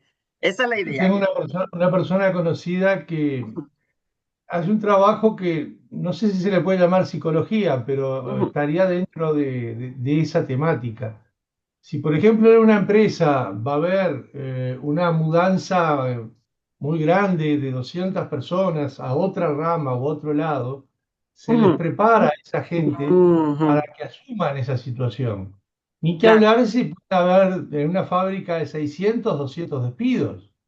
Hay que hablar con esos 400, hay que preparar a los jefes para que tengan un discurso para esa situación. Bueno, no, pero ahí sí se puede utilizarse la psicología y con un fin que no sea solamente los intereses de la empresa, sino los intereses también del que va a ser perjudicado. O sea... Son muy buena, Alicia. Buena, Alicia. Son los intereses de la empresa que la gente siga produciendo. No, pero hay una cosa, tú también tenés que preparar, o sea, del mismo modo que se prepara gente para la jubilación, ¿no? ¿Ah? Tú puedes acompañar ese proceso de duelo, o sea, no es que seas indiferente al ser humano, es como toda actividad, ¿no? Uno puede elegir un camino u otro. Está en la formación y en la pero no sé si estoy en lo correcto, pero me parece que también mucho de lo de la psicología industrial es estructural también. Cómo acomodar las cosas en la fábrica, cómo para que la gente pueda manejarse mejor, cómo oye, ese cuento no es de allá, de Uruguay, el Musac, no es de Benedetti, el cuento del Musac. Ay, mira, no lo conozco. Yo creo que es de allá. Estoy casi segura que es de allá, es una historia sobre la musiquita esa que le ponen a uno en las oficinas, que se llama Musac. Eso yo lo estudié diablo cuando estaba en la universidad, empezando. Y ese tipo de decisiones, ¿cuál es la mejor música que se puede poner? ¿A qué volumen se pone? ¿Cuán cerca deben estar los baños? Todo ese tipo de cosas para que el ambiente del trabajo pues, produzca a la gente más. Sí. Y como dice, puede ser para bien o para mal, porque también puede llevarse al extremo. Sí. Como todo. Sí. Es como todo, o sea, no solamente la psicología. ¿no? Claro. Acá, o sea, a mí me tocó una vez en una cooperativa que había que elegir una empresa que la formaron una serie de personas, fue progresando, y uno tenía que ser el director, y nadie quería. Y entonces hubo que capacitar, ¿no? Dentro de ese grupo, a ver quién podría tener condiciones para y aceptar esa responsabilidad también. Claro, porque implica una serie de compromisos y de actividades, ¿no? Pero eso siempre me quedó porque además era una empresa que nadie agarraba viaje. Bueno, mi papá, que era un socialista empedernido, él trabajaba en fábricas y cada vez que lo ascendían, él renunciaba. Cada vez, porque no quería ser supervisor de nadie. Él no podía manejar la idea de tener que supervisar a otro y explotar. Él sentía que estaba explotando al otro para él subir en la compañía. Entonces renunciaba. Era narco. Sí, exacto. Oye, nunca, no, siempre funciona así. Hubo una empresa donde quisieron como recompensar a un funcionario, ¿no? Por su actividad. Y lo subían y cometía errores. Y cometía errores que nunca había cometido. Bueno, entonces se estuvo investigando sobre eso y él no quería el cargo. Claro. Sí. No quería, o sea, por supuesto, un aumento de sueldo sí, pero no quería un cargo. Sí. A mí, personalmente, en la universidad donde yo estaba en Massachusetts antes, a mí me querían poner en cosas administrativas constantemente, la decana, y eso fue una de las razones que me puso la presión hasta que me fui, porque ella quería que yo hiciera tareas administrativas. Y yo le dije que no, que a mí me gustaba el salón de clase y punto. Pero esto te conviene, esto es mejor para ti, para tu futuro. Que no, que a mí me gusta el salón de clase. Chao. Y empezó a joder hasta que me tuve que ir. Y a veces uno, pues, es que no, son otras destrezas. Son otras destrezas completamente distintas. Y nada, uno tiene que ser feliz en los trabajos, yo creo. Como dice, lo vamos a ver después, Confucio, ¿no? Creo que fue algo como que escoge un trabajo que te guste y no tendrás que trabajar ni un solo día en tu vida, algo así. Y pues, algo por ahí. Es pilares de la salud mental que te guste el trabajo. Claro, sí, te tiene que gustar por lo menos el lugar, por lo menos los compañeros, algo te tiene que gustar del lugar, si no, imagínate. Eso va uno ahí arrastrando los pies. Una pregunta. Mira, lo chequeé y sí, les gané una a los uruguayos. El Musac lo escribió Mario Benedetti. Así que ahora tienen, sí, la asignación, si se los busca y se los mando. Es un cuento corto de una colección de cuentos que yo leí cuando yo tenía 17 años. Bueno, me lo asignaron ese cuento. Y todavía yo me acuerdo de Musac. ¡Qué memoria! ¡Qué memoria! Sí, es que me impactó y como yo decía, ¿qué caramba es un Musac? Tuve que buscarlo en esos tiempos que había que buscar el diccionario. No era en el teléfono, ¿no? Había que jorobarse a buscar qué rayos es un Musac, porque si no, no entendías nada del cuento. Y era sobre la música, es la musiquita esa. ¿Y ustedes sabían que se le llama así? ¿O no? Pero se sigue usando la música. Exacto, o sea, sí. Aquí, por ejemplo, en un supermercado, la música no es una música serena. No. O sea, es una música para que tú, o sea, compres, y te vayas. Y no de asientos. Bueno, y la música que nos ponen en las llamadas, cuando llamamos y nos ponen en espera. Claro. Para que cuelgues. Sí, y te repiten la misma cosa hasta que tú no puedas soportarlo más y quieras gritar. Sí. Por supuesto, no es en tu idioma. ¿Cómo? En otro idioma. No. Es en castellano, pero no es en el castellano de tu país. No. Espérate, ten cuidado, que está llegando, te estás acercando demasiado a Bad Bunny. No te puedes meter con Bad Bunny. ¿Ok? El conejo malo. No te puedes meter con el conejo malo porque hasta ahí llegamos. Hasta ahí llegamos. En tu idioma también. Llegan acá. No, es muy gracioso porque estos cantantes, ¿no? De esta música urbana, ellos al principio tienen que hacer hacen generalmente cosas bien chabacanas, porque es lo que vende, ¿no? Es lo que abren, es lo que les abren los espacios y los escuchan. Como Residente, que seguramente lo conocen, que al principio cantaba unas canciones que eran un desastre, feas, los mensajes feos. Pero cuando ellos ya tienen ¿verdad? Maduran, entonces ahí viene el verdadero, lo que de verdad. ¿Qué encontraste ahí, Valdemar? No, Cristina apareció en La Muerte en su biblioteca y ahí tiene el Musac, ¿no? La Muerte y otras sorpresas se llama, ¿no? Sí. ¡Ja! ¡Qué memoria! Para la bobería, ¡qué memoria para la bobería!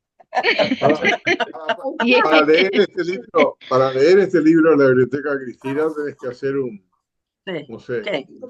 Tienes que firmar un documento diciendo que lo vas a conservar y devolver. Tienes que dejar el reloj en prenda. Tiene 60 años el libro. Pues es que eso que no lo has prestado, porque yo presto y los pierdo. Presta así, recupera el 50%. Y sí, pero por eso no tomo libros prestados. Yo mejor digo, dame el dato y yo lo consigo. Porque, claro, está bien. Y cuando llegué a Uruguay, todo me decía mi amigo, el esposo de Marcia, me decía, es que para entender Uruguay tienes que leer El país de la cola de paja. Claro. Y eso no fue fácil de conseguir. Lo conseguí en Mercado Libre, un tipo que lo tenía la primera edición del 68, creo que era. 68, 65. Un funcionario que de allí, del gobierno de Uruguay, que y qué loco, en su tiempo de oficina yo fui a recoger, a hacer la transacción con el tipo en su oficina allí en Ciudad Vieja, muy loco. Sí. Disimuló, no me dijo ven en mi almuerzo, no, ven a mi escritorio. Yo fui al escritorio y ahí ahí me entregó la cosa. Estaba en relación con la propia lectura que ibas a tener. Y sí, aprendí lo que era la muñeca, hacer la muñeca. Sí, aprendí que eso. ¿Y en qué quedó el asunto de que te ibas a inscribir o no en aquella Escuela de las Américas, era? Voy a estar en un panel el 31 de octubre. Sí. Después nos cuentas. Y por suerte, bueno, un amigo que fue militar, mi amigo que yo les cuento que es un tipo bizarro, que fue de la CIA y todo eso, pues como él fue militar, él me hizo una lista de temas que puedo hablar para sonar inteligente, pero a la misma vez no decir mucho. Entonces, dice, vas a decir cosas obvias, le dije, pero se las vas a decir con una gracia, como que estás diciendo algo muy pensado. Bueno, sí. Eso me dijo, por ejemplo, que hay que ser muy amable con las gentes mayores, con las personas mayores, mucho respeto a las personas mayores, que a los niños hay que tratarlos bien, que a las mujeres hay que tratarlas como damas, pendejadas. Él me hizo una lista de pendejadas, pero yo tengo cosas mías que sí quiero decir y las voy a decir y que se chave, si no me invitan más, pues no me inviten, pero para mí la cosa más importante es que dejen la arrogancia acá, que no lo van a poder hacer, no lo puede hacer. Pero el tema es ese, la arrogancia no les va a permitir relacionarse bien con nadie, pero tengo un alma secreta, porque como cada país es distinto, que es el tema principal mío va a ser, bueno, depende del país, porque cada país es distinto, Latinoamérica no es una, ese es el norte, por tanto voy a preguntar cuáles países estamos hablando, y así tengo información de a qué países van a mandar gente. Ese es mi plan, sí. Pero bueno, todavía falta. Eso es para el 31 de octubre. Que la universidad cobre, porque tú vas a ir, van a cobrar. No, esa gente le da dinero a la universidad. Por eso, aquí hay unos planes. Sí, ya ellos. Sí, por eso es que no puedo decir que no, ¿viste? Pero pues, sí, me lo gané. Y como estoy dando el curso, tampoco puedo decir que no, porque no puedo. O sea, yo enseño un curso de Latinoamérica y Estados Unidos y voy a decir que no. ¿Entiendes? Como que no hay manera. Pero nada, pues le voy a dar una vuelta. Estoy en eso, tengo una listita aquí de las cosas que voy a decir, que les voy a explicar lo que es la dignidad, el concepto de dignidad. Sí, les voy a explicar que todos la tenemos y respectivamente si es un pordiosero o un drogadicto en una esquina, todos tenemos dignidad. Eso es un concepto nuevo para ellos. ¿Viste? Los voy a educar un poquito. Pero en realidad no le estoy dando nada realmente, tú sabes, que son cosas básicas para nosotros, ¿ves? Pero para ellos no, así que voy a sonar que les estoy explicando algo. Un dato importante que les voy a dar para choquearlos es que ¿desde cuándo es? Bueno, hace más de 2 años, hay más estadounidenses mudándose a México que mexicanos mudándose a los Estados Unidos. Y el aumento... Desde el 2019 el aumento es 70% más gente que se está mudando fuera de los Estados Unidos hacia México. ¿Y por qué eso? Esa parte no lo decía el estudio, pero pueden ser muchas cosas. Una de ellas es el costo de vida, para empezar, ¿no? ¿Y la violencia, profesora? Puede ser también, puede ser también. Acá el domingo, el sábado que viene, que yo no voy a estar aquí tampoco, va a haber una marcha de hispanos. ¿Cuánta gente va a ir? Yo no iría, honestamente. Si yo fuera una persona que con cabeza, que la tengo, ¿verdad? Pero no voy a estar igual. Pero yo no iría, porque tú no sabes si es para qué lo están haciendo. ¿Entiendes?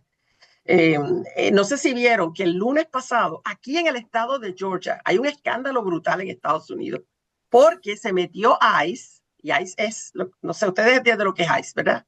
Sí. ICE se metió en una fábrica de Hyundai aquí en el estado de Georgia y sacó 500 empleados. Creo que yo lo había dicho, ¿no? Pero no sé si fue. Ajá. Pues, ¿qué pasa? Que esa gente fueron traídos por la compañía Hyundai. Entonces, ahora mismo salió, bueno, la semana, está aquí en Estados Unidos el ministro de Relaciones Exteriores de Corea, que vino para acá, de Sur Corea, que vino para acá a ver cómo resuelven este problema, porque, o sea, no se supone que son amigos, Estados Unidos y Sur Corea, ¿no? Entonces, esto se está saliendo, esto está como para cualquier lado. No sé si vieron que ayer mataron a un individuo. Charlie Field, sí, Charlie Field. Pues hoy está, yo mira, me lo atraganté esta mañana cuando entré a la universidad y todas las banderas están a media asta. Decretaron duelo, profesora. Nacional. Sí. Banderas a media asta. Yo, ¿qué? Impresionante. Este tipo no era nadie, ni siquiera fue alguna vez militar que pudiera justificarse, ¿verdad? De alguna manera, ¿no? Están banderas a media asta. Dicen que ya hay que agarraron al muchacho, no sé si dicen que sí. Mal. A mí no me gusta la violencia ninguna, pero, coño, exaltar a este hombre es otra cosa. O sea, ahí se le fue el gatillo. Porque hace como un mes mataron a una senadora de Minnesota, creo que fue, que la mataron en la casa, un tipo. Y no decretaron nada, no decretaron duelo. Esto se va a volver un tema político. Claro, este es amigo de Trump. Claro. En la campaña de Trump lo ayudó. El amigo. Ahora, este muchacho que le disparó lo debe reclutar, ¿no? Porque ese tipo disparó de una distancia tremenda. Y le dio un tiro solamente. Un tiro. ¡Pum! Ese muchacho es una chavienda de es un francotirador, claro. Natural. Claro, sí. Pero no se escondió mucho, lo agarraron enseguida también. Pero tiró el arma. Tiró el arma, que allá por ahí ya, si encuentran huellas o cualquier cosa en el arma, ahí ya lo van a encontrar. Tenían la foto de él ya. Hay videos que él salió corriendo. Aquí en este país todo el mundo tiene cámaras en las casas, en las entradas. Y por eso es que enseguida empiezan a seguir a la persona, ¿no? Con las cámaras de las casas. Se te van a tener que dar cuenta que tienen que ver, coño, esconder la carita, caramba. O sea, hagan como los de ICE, porque los de ICE se tapan completos. Cuando vienen a gestar están tapados completamente. Y no sé si vieron la decisión del Tribunal Supremo, eso es lo más escandaloso, que decidió 6-3 otra vez, como siempre, que los ICE y los policías y cualquiera de orden público puede arrestar a una persona, ya sea por su apariencia, porque parece hispano, por su acento, ahí me jodí yo, por su, porque no habla español, no habla inglés, punto, porque tenga un trabajo que paga poco dinero. Así salió la decisión. Empleos que pagan poco. Entonces, dices, wow, eso es como, o estar en algún lugar comúnmente frecuentado por personas hispanas. Y con eso ya te pueden arrestar. O sea que eso destruye el concepto de causa probable y es el profile, o sea, hacer un perfil y ya por tener el perfil ya te pueden arrestar. Imagínate tú, por el Tribunal Supremo. Así que esto se está poniendo más complicado cada semana. Y pues, una casa de brujas. Total. Y pues nos tocó, ahora somos los judíos aquí en Estados Unidos. Como esto se parece cada vez más a la Alemania de los años 30 y nosotros somos ahora los judíos. Claro, lo que los americanos no se están dando cuenta es que empiezan con profile, hacer el perfil del hispano, pero de ahí no va a parar. Después van a ir con los negros, después van a seguir con los trans, van a seguir. Esto no para, porque una vez que se abre esa puerta, O sea, ya abrieron el concepto de que alguien que parece lo que sea, parece malo, parece peligroso, ya eso es suficiente. Es el concepto de raza pura, literal. No, y salieron ahora con lo de cuando mataron al Kirk. Que la izquierda radical, que yo no sé ni quiénes son, porque aquí, ¿quiénes son la izquierda radical? Que esa izquierda radical, que hay que detenerla, que hay que empezar la guerra civil y qué sé yo cuánto. Están haciendo unos llamados los políticos, ¿ok? A más violencia, a detener esto y que ellos quieren el genocidio de los blancos. Eso salió uno diciendo, que hay que detener el genocidio de los blancos. ¿Y qué? ¿Cómo que? Entonces, este tipo al que le dispararon había dicho 1000 veces que había que acostumbrarse a que gente iba a morir por armas de fuego para tener el derecho de todos de tener armas de fuego. Pues te tocó sí, tal cual. Sí. El tipo, o sea, es un nadie. Sí, pero ahora es un héroe. Sí, desafortunadamente. Pero era pro-israelí. Bueno, no, obvio, me imagino, pero acá, ese mismo día hubo un tiroteo en una escuela en Colorado y el presidente no lo mencionó. Fueron 4 personas, hay uno que está todavía grave en el hospital, murió, él se mató él mismo, el muchacho que disparó. O sea, una tragedia más grande, creo yo, ¿verdad? Que mataran este individuo. Entonces, claro, esto va a traer que las universidades van a tener que tener mucho cuidado con quién invitan, porque están polarizando la universidad también. O sea, este tipo no es un académico, este tipo no, ¿qué es? O sea, no puede estar cualquier pelagato que entra a la universidad a decir 4 loqueras ahí. Así que esto se está poniendo complicado. Ya les iré. Yo me siento como que estoy como si yo estuviera en la Alemania nací en los 30. Como que estoy, y le hago preguntas a todo el mundo, cuando a los muchachos jóvenes, ¿y qué ustedes hablan de esto? ¿Y qué hablan ustedes de esto? Y les pregunto para saber, porque no sé si un día me toca escribir de todo lo que viví aquí, cuando esto se ponga bien feo y tenga que salir corriendo. Podré escribir sobre cómo se sentía esto, ¿no? Así que por ahora no se siente mucho, la gente está haciéndose los locos. Todo el mundo Nos llega poco acá de todo eso. No me sorprende porque es que acá no aparece tampoco estas cosas. Esto ahora porque mataron a este muchacho, pero la gente ni habla de eso. Hoy algunos poquitos que estábamos en el almuerzo, hablamos un poquito de eso. Todo el mundo habla con cuidado, como con cuidado, hasta dónde dice. Y la gente dice cosas como yo dije, pero a media hasta dice, bueno, son tiempos difíciles y ya. Y con eso se acabó el tema. Son tiempos difíciles, te dicen. Estamos viviendo tiempos difíciles. Pero es una expresión que da para mucho esa. Sí, pero es como un cállate ya porque no podemos hablar más de esto. Bueno, por eso da para mucho. Sí. El miedo es uno de los peor males, ¿no? O sea, da para muchas cosas. Y uno no puede argumentar en contra del miedo porque es que tienen razón para tener miedo, ¿no? Entonces, yo misma un poco, claro, yo tengo la tranquilidad de que yo en cualquier momento agarro, me monto un avión y me voy, pero la gente que tiene las raíces aquí, ¿ves? No es lo mismo, no es lo mismo. Y ellos, Hay mucha gente que tiene 30, 40 años en Estados Unidos. Claro. Acá ayer estuve en una charla que trajeron un tipo genial, muy diplomático él, pero las cantó, porque la universidad está dedicando este año completo, este semestre y el otro, a la guerra de Vietnam. Entonces este hombre vino a hablar y habló, y este fue el primero de la serie de Vietnam.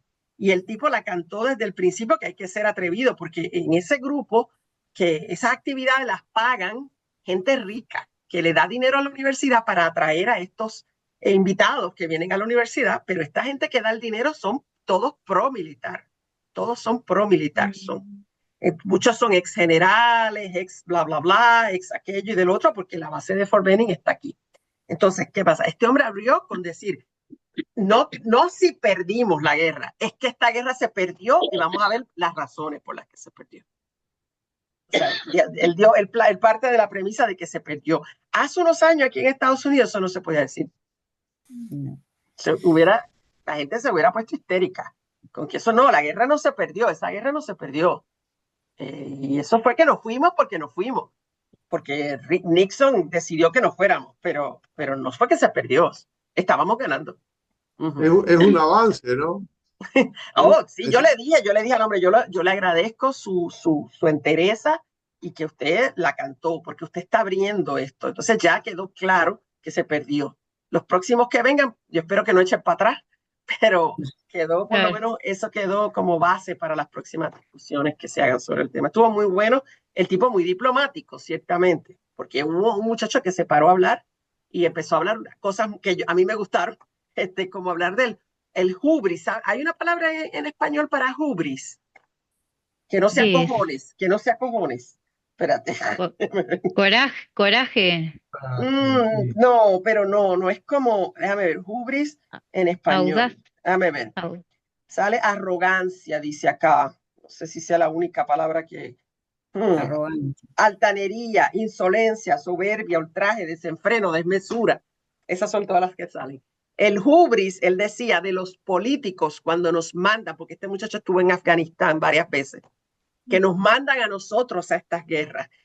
Y el tipo emotivo, ¿no? Un hombre joven y wow. Entonces este hombre ahí en ese grupo con un montón de gente mayor que son pro militar, o sea, fue una circunstancia que pudo haberse salido de control, él la manejó muy bien y le agradeció el comentario y el mismo hombre que habló dijo, perdóneme que me pongo emotivo. Fue un momento ahí como que de tensión, todo el mundo estaba como que ¿ahora qué? ¿Ahora qué? Pero lo manejaron bien, se calmó todo, ya fue al final. Pero yo espero que las próximas se van a ver momentos interesantes como ese. Ya veré, no me las trataré de no perderme ninguna. Pero sí, porque en estos tiempos, no sé si ustedes saben que el gobierno de Estados Unidos acaba de intervenir el Smithsonian, la institución Smithsonian, que tiene 30 y pico de, qué sé yo, 40 museos en todos los Estados Unidos y que todos son gratuitos. O sea, es una cosa fantástica esto del Smithsonian. El Smithsonian acaban de decirle que tiene que revisar su exposición sobre esclavitud, que la palabra esclavitud hay que removerla, ¿ok? Que hay que decir trabajo forzoso o algo así, sí, y que hay que buscar otras palabras para referirse a eso, ¿ok? Nosotros jodiendo en el almuerzo hablando de eso y otros, sí, bueno, podemos llamarle un internado, pasantía. Estaban en un adiestramiento de destrezas nuevas, o sea, eufemismo, ¿no? Buscando el eufemismo perfecto para esclavitud. Por favor. Es todo copiadito, pero copiadito es todo Alemania nazi que revisó todos los libros de historia, revisó todo de eso para que todo fuera glorioso y no hubiera nada feo y todo eso. Así que imagínense ustedes. Y yo el año que viene que voy a enseñar historia de Estados Unidos. Ouch. Ouch. Pero bueno, yo aquí en una pequeña universidad, en un pequeño pueblito. Y eso va a dar cuenta, espero. No me vayan a poner un espía en la clase. Ya veremos, ya les contaré. Bueno, nada, los dejo que ya es tarde. Pásenla bien, disfruten el fin de semana. Ya se está poniendo el tiempo mejor, ¿verdad? Ya está mejorcito, ya pueden salir a pasear. Buenísimo. Salgan y disfruten. Yo voy a descansar, que estoy agotadísimo. Que esté muy bien. Nos vemos, no la semana que viene, sino el otro de arriba, pero yo se los escribo. ¿Ok? Dale. Que esté muy bien. Cuídense. Gracias por estar. Chao, chao. Chao, chao.